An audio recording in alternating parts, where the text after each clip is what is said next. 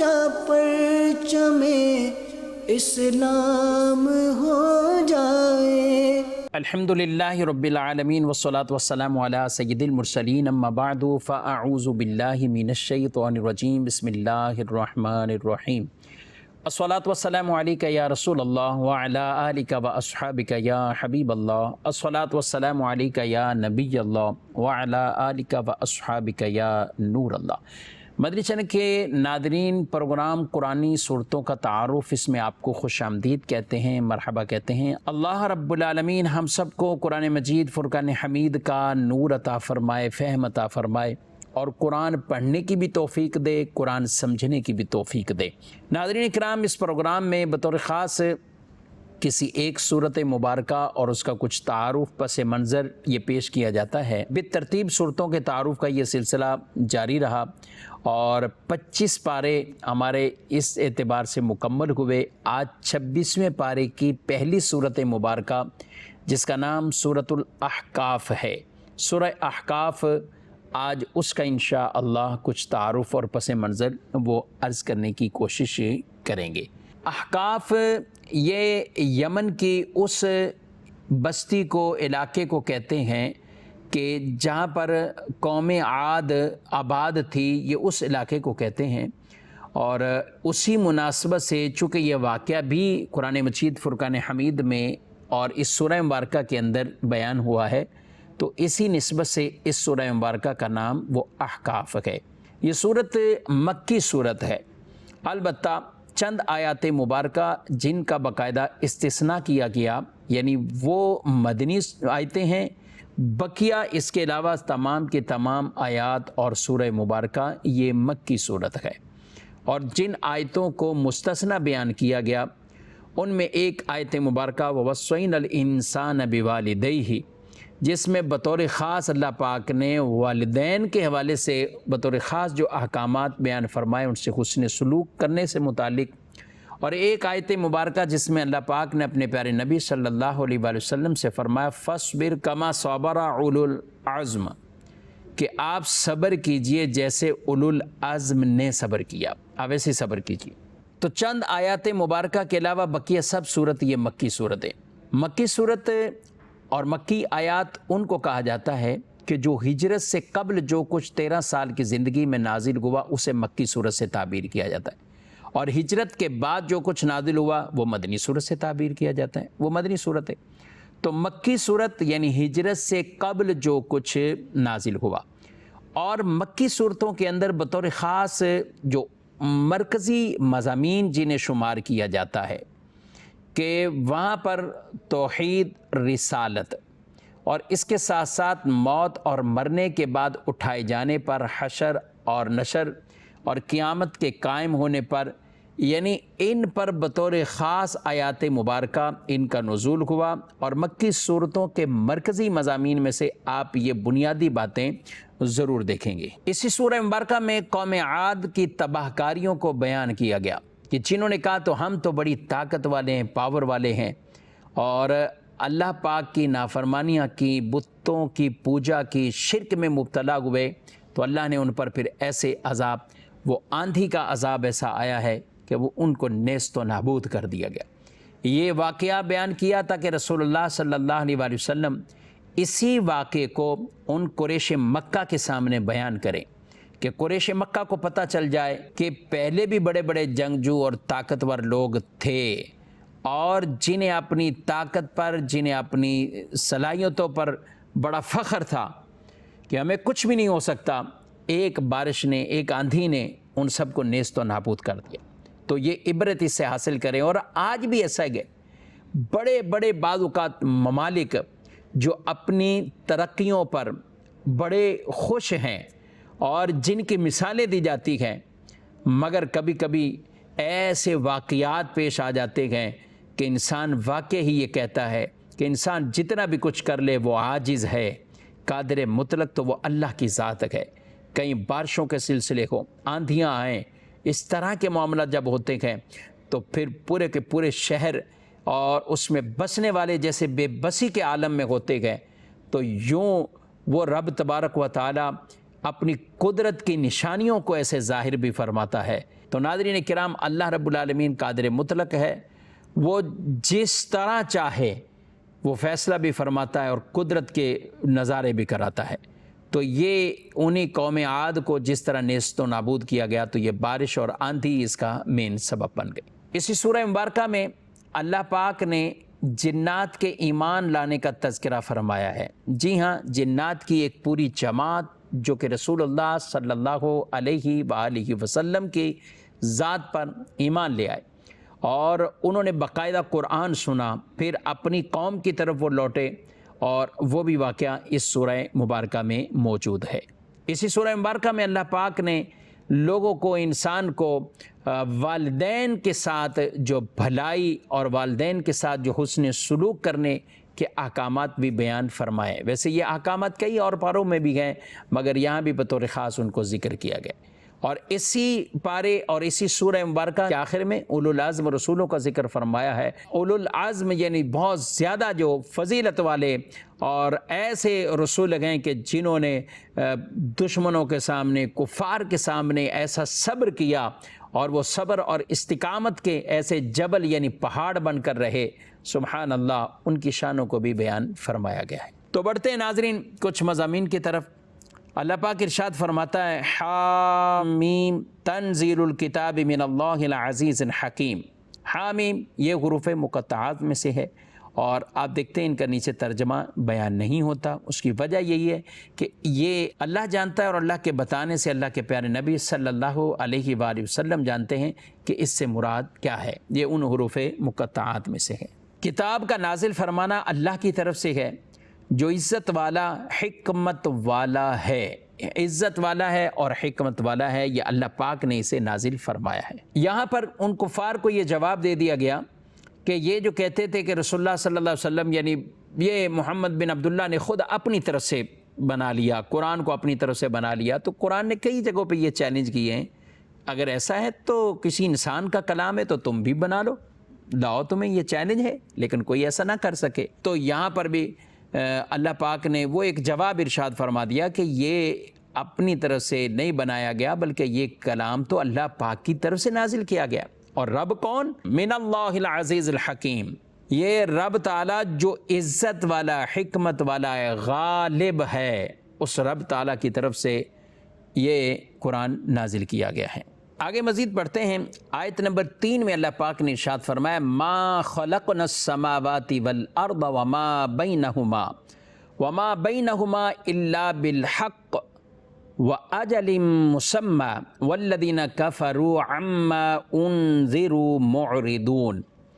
ترجمہ، ہم نے آسمان اور زمین اور جو کچھ ان کے درمیان ہے سب حق کے ساتھ ہی اور ایک مقررہ مدت کے لیے بنایا، اور کافر اس چیز سے منہ پھیرے ہیں جس سے انہیں ڈرایا گیا ہے۔ کافر اس سے منہ پھیرتے ہیں۔ اب کس سے ڈرایا گیا؟ قیامت کے دن، قیامت سے انہیں ڈرایا گیا، یا اس عذاب جس عذاب سے انہیں ڈرایا گیا، تو وہ اس سے منہ پھیرتے ہیں۔ فرمایا زمین اور آسمان اور جو کچھ ان کے مابین ہے، یہ سب کو بنایا ہے اور ایک مقررہ مدت کے لیے۔ مقررہ مدت یعنی قیامت کا دن ہے، اور یہ سب کچھ فنا ہو جائے گا، ختم ہو جائے گا اس سے پہلے۔ تو جو کچھ بنایا ہے وہ ایک مقررہ مدت کے لیے، اور پھر آخر میں امتحان ہے، وہ قیامت کا دن ہے۔ جو ڈرایا گیا وہ عذاب سے ڈرایا گیا، جو ڈرایا گیا وہ قیامت کے دن سے ڈرایا گیا، اور جو ڈرایا گیا یہ بھی مراد لیا کہ مرنے کے بعد دوبارہ زندہ کیے جانے اور اعمال کا حساب لیے جانے کا خوف۔ کافروں کو ان چیزوں سے ڈرایا گیا، وہ ان سے منہ پھیرتے۔ مسلمان زندہ رہتا ہے اور موت کو بھی مانتا ہے، موت کو کفار بھی مانتے ہیں، لیکن وہ موت کو اس طور پر نہیں مانتے کہ ہمارا ایک ٹائم پیریڈ لکھا ہوا مقرر ہے تو ہم مر گئے، نہیں، وہ کہتے ایکسپائر ہو گئے، بس ختم، عذاب بیکار ہو گئے، یہ ایکسپائر ہو گیا۔ مسلمان کا عقیدہ، نظریہ، سوچ یہ کہ اللہ پاک نے ہمیں زندگی دی ہے جتنی ہمارے لیے مقدر ہے، ہم نہ ایک سانس اس سے آگے نہ ایک سانس اس سے پیچھے، کچھ نہیں ہوگا، مقررہ وقت پہ ہمیں موت آ جانی، اور پھر مر کر فنا ختم یہ نہیں، بلکہ مرنے کے بعد آگے قبر کے مراحل ہے، سوال جواب ہے، پھر قبر کے بعد پھر جو حشر و نشر، قیامت کے دن اٹھایا جانا، یہ سب کچھ ہوگا۔ مسلمان کا عقیدہ، نظریہ یہ مرنا بھی ہے اور مرنے کے بعد سب کچھ یہ معاملات بھی ہے، اور کفار اس کا انکار کرتے تھے۔ تو یہاں یہ بات ارشاد فرمائی کہ اللہ نے تو یہ سارا کچھ جو بنایا ہے، زمین آسمان اور جو کچھ اس کے اندر، تو مقررہ مدت کے لیے، اس وقت تک تو یہ فنا ہو جائیں گے۔ آگے مزید بڑھتے ہیں۔ حضرت عبداللہ بن سلام رضی اللہ تعالیٰ عنہ، جو کہ اسلام لانے سے قبل یہود میں سے تھے، اور جب ان پر ایسی نشانیاں واضح ہوئیں، حضور اسلام کے پاس آئے، اور بہت بڑے عالم تھے یہود کے، ایمان لے آئے، اور ایمان لانے کے بعد انہوں نے ایک خدشہ ظاہر کیا کہ یہود بہت ایسی قوم ہے کہ یہ بہتان لگاتے ہیں، الزامات یہ لگا دیتے ہیں۔ تو جب ایمان لائے تو انہوں نے خدشہ ظاہر کیا، یا رسول اللہ صلی اللہ علیہ وسلم اگر وہ لوگ میرے بارے میں پوچھیں گے یا ان کو پتہ چلے گا تو پھر وہ ایسا کریں گے۔ اچھا ہوا یہ کہ یہ تو ایمان لے آئے، یہ اندر تھے، تو نبی پاک علیہ السلام نے یہود سے پوچھا عبداللہ بن سلام کیسے؟ کہا بہت بڑے عالم ہیں، ان کے والد بہت اچھے، بہت بڑے ہیں، یہ ایسے ہیں، وہ ایسے ہیں۔ حضور اسلام نے فرمایا اگر وہ ایمان لے آئیں، کہنے لگے کہ وہ ایمان نہیں لائیں گے۔ اتنے میں حضرت عبداللہ بن سلام رضی اللہ عنہ کلمہ پڑھتے ہوئے، شہادت دیتے ہوئے آپ باہر لائے، تشریف لائے۔ تو وہی یہود جو ان کے پہلے تعریفیں کر رہے تھے، مدح کر رہے تھے، اب وہ انہی کو برا بھلا کہنے لگے، یہ برے ہیں، ان کے باپ برے تھے، یہ وہ تھے، وہ یہ تھے۔ تو یوں انہوں نے اب الزامات اور بہتان لگانا شروع کر دیے۔ تو اس پر یہ آیت مبارکہ نازل ہوئی، قُلْ أَرَأَيْتُمْ إِنْ كَانَ مِنْ عِنْدِ اللَّهِ وَكَفَرْتُمْ بِهِ وَشَهِدَ شَاهِدٌ مِّن بَنِي إِسْرَائِيلَ عَلَى مِثْلِهِ فَآمَنَ وَاسْتَكْبَرْتُمْ إِنَّ اللَّهَ لَا يَهْدِي الْقَوْمَ الظَّالِمِينَ۔ ترجمہ،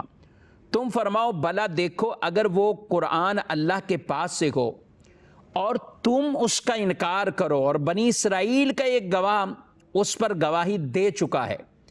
تو وہ ایمان لایا، اور تم نے تکبر کیا، بے شک اللہ ظالموں کو ہدایت نہیں دیتا۔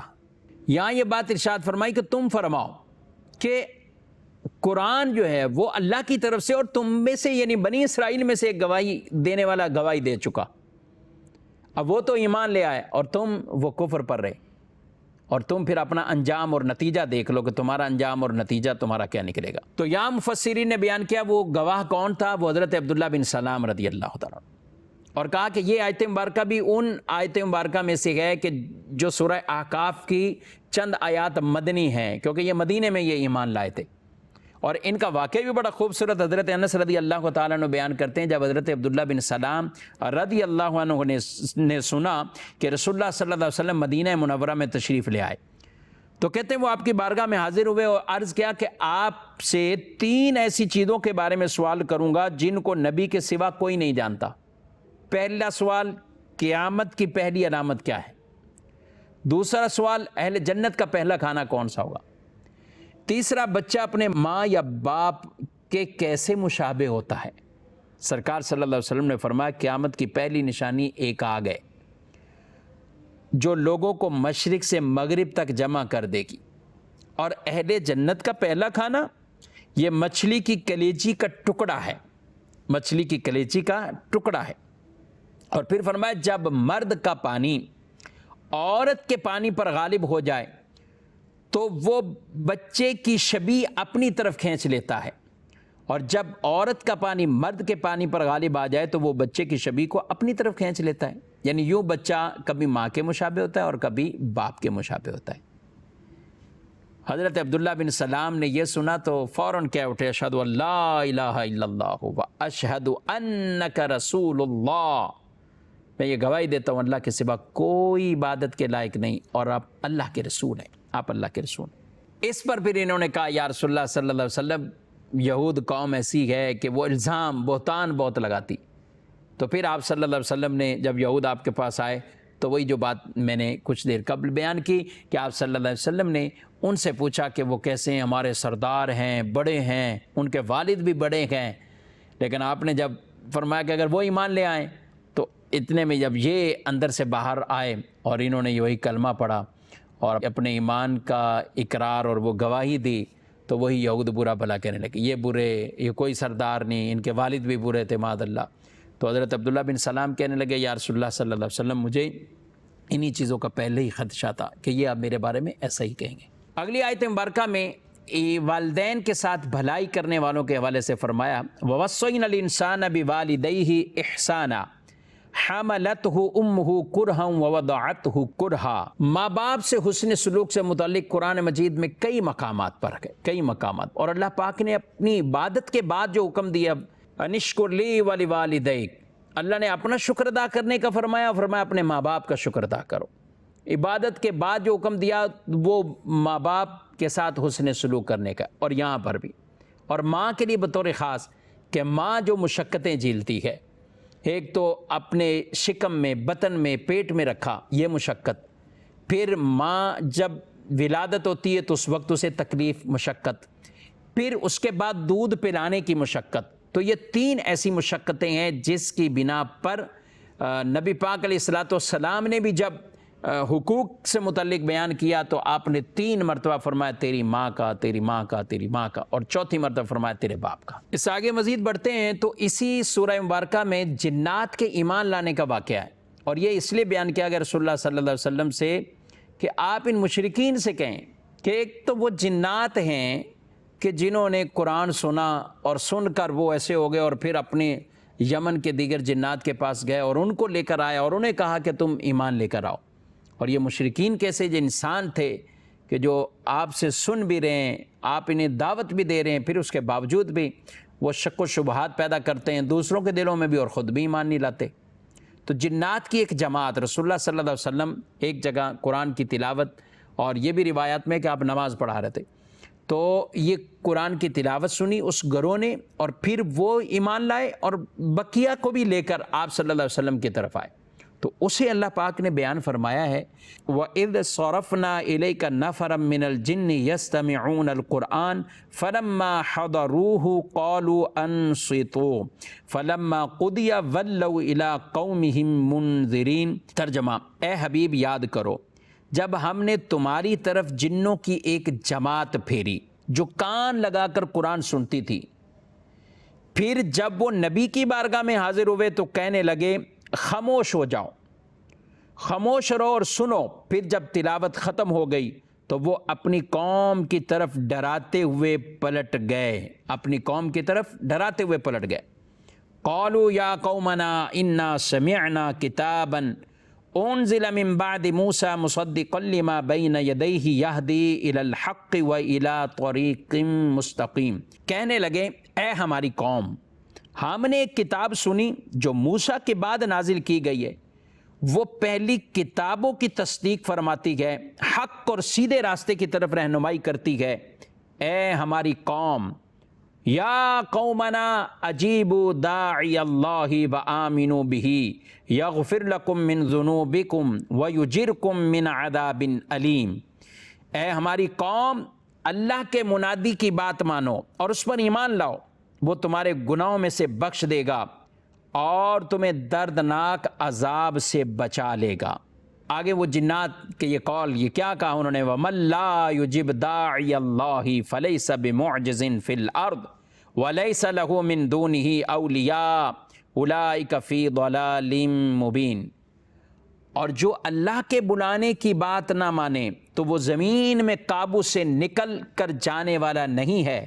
اور اللہ کے سامنے اس کا کوئی مددگار نہیں، وہ کھلی گمراہی میں ہے۔ تو ان تمام آیات مبارکہ میں وہ جنات کی قوم تھی، اور یہ بھی کہا گیا کہ وہ جنات کی جو قوم تھی وہ بھی یہود میں سے تھے، یعنی یہودیت پہ تھے، اس لیے انہوں نے حضرت موسیٰ علیہ السلام کا تذکرہ کیا کہ یہ قرآن تو موسیٰ کی بھی تصدیق کرتے ہیں، موسیٰ علیہ السلام کی کتاب کی بھی تصدیق کرتے ہیں، تو اس لیے سب کو وہ لے کر آئے اور انہوں نے دعوت دی۔ سبحان اللہ، یہ واقعہ بیان ہوا کہ جنات نے تو سنا اور ایمان لے آئے، یہ کیسے انسان جو درندہ صفت تھے، یعنی مشرکین کی بات ہو رہی کہ وہ پھر مسلمان نہ ہوئے، وہ اسلام انہوں نے قبول نہ کیا، جن کے سامنے اتنے معجزات ظاہر ہوئے، جن کے سامنے قرآن کی آیتیں پڑھی جا رہی ہے، جن کے سامنے دور دراز سے آنے والے لوگ تو مسلمان ہو رہے ہیں اور وہ اپنے علاقوں میں جا کے اسلام کی دعوت دے رہے ہیں، مگر یہ ظلم و ستم قائم کرنے پر رہے، مسلمانوں کو تکلیف پہنچانے پر رہے، مگر انہوں نے ایمان قبول نہیں کیا۔ اور اللہ پاک نے پھر آگے نبی صلی اللہ علیہ وآلہ وسلم سے فرمایا فَاصْبِرْ كَمَا صَبَرَ أُولُو الْعَزْمِ مِنَ الرُّسُلِ وَلَا تَسْتَعْجِلْ لَهُمْ كَأَنَّهُمْ يَوْمَ يَرَوْنَ مَا يُوعَدُونَ لَمْ يَلْبَثُوا إِلَّا سَاعَةً مِّن نَّهَارٍ بلاغ فہل یہلک الا القوم الفاسقون۔ تو اے حبیب تم صبر کرو جیسے ہمت والے رسولوں نے صبر کیا، اور ان کافروں کے لیے جلدی نہ کرو جس دن وہ دیکھیں گے اسے جس کی وعید انہیں سنائی جاتی ہے، تو سمجھیں گے گویا وہ دنیا میں دن کی صرف ایک گھڑی پر ٹھہرے تھے۔ یہ ایک تبلیغ ہے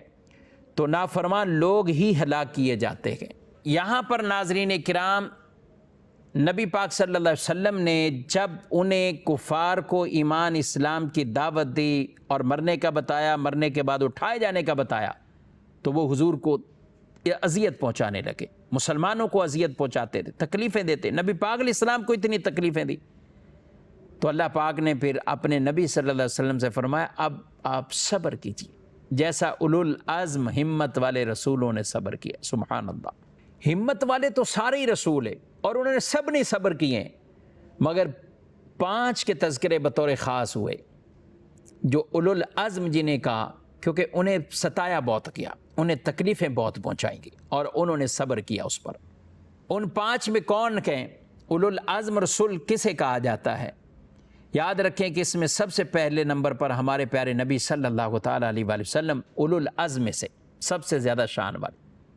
پھر حضرت ابراہیم علیہ السلام، حضرت موسیٰ علیہ السلام، حضرت عیسیٰ اور حضرت نوح علیہم السلام، یہ سارے انبیاء کرام گئے، اور